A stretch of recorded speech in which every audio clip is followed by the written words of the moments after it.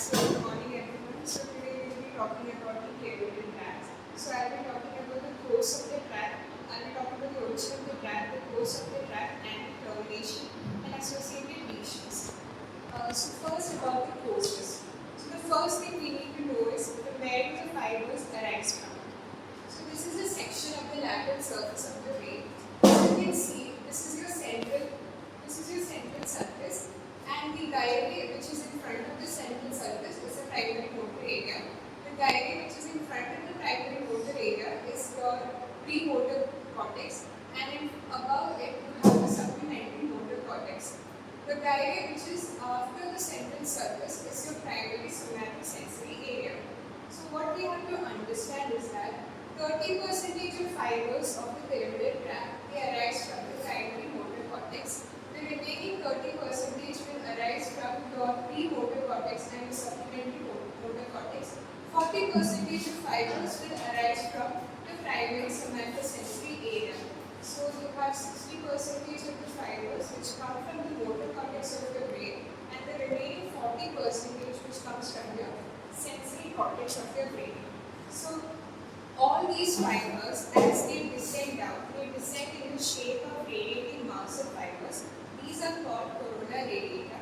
Then they pass to the posterior limb of your internal capsule, and after reaching the posterior limb, they descend downwards and they enter the cerebral peduncle of your midbrain. Then they descend downwards to the basilar part of the pons, the pyramid of the medulla.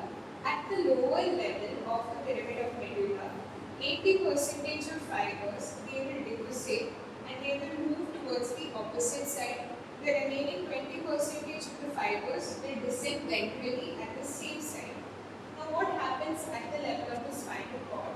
Those fibers which have decussated and moved to the opposite side, they will reach the lateral funiculus of your spinal cord, and those fibers which have descended ventrally, those uncrossed fibers which have descended ventrally, they will enter the anterior funiculus of your spinal cord.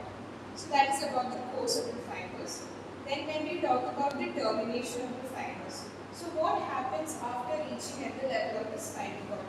As we can see here, these fibers which have descended at the lateral funiculus of the spinal cord, they will cross over to the anterior horn of the spinal cord, and they will synapse with the alpha motor neurons which are present in the anterior horn of the spinal cord, and they will reach the skeletal muscle where they will innervate the respective skeletal muscle.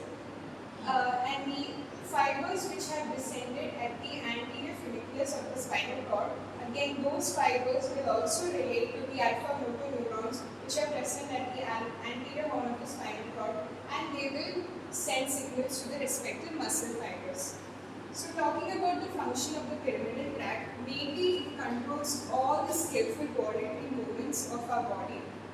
Then when we talk about the lesions, what are the effect of lesions? So mostly lesions happen at the level of internal capsule. So if the lesion is above the level of decussation, that is above the lower level of the medulla, then you will have contralateral hemiplegia because these fibers essentially supply the muscles of the opposite side of the body. But if the lesion is after the decussation, then it will be an ipsilateral hemiplegia. Then the next effect would be your superficial reflexes will be absent. And your deep tendon reflexes will be exaggerated. Also, the person will have spasticity because upper motor neurons are the ones that control the tone of our muscles. So when that control is lost, it can lead to spastic paralysis. Talking about our experience, it was honestly fun and interesting to know more about the tract and to make it. So like now we have a better idea about the tract.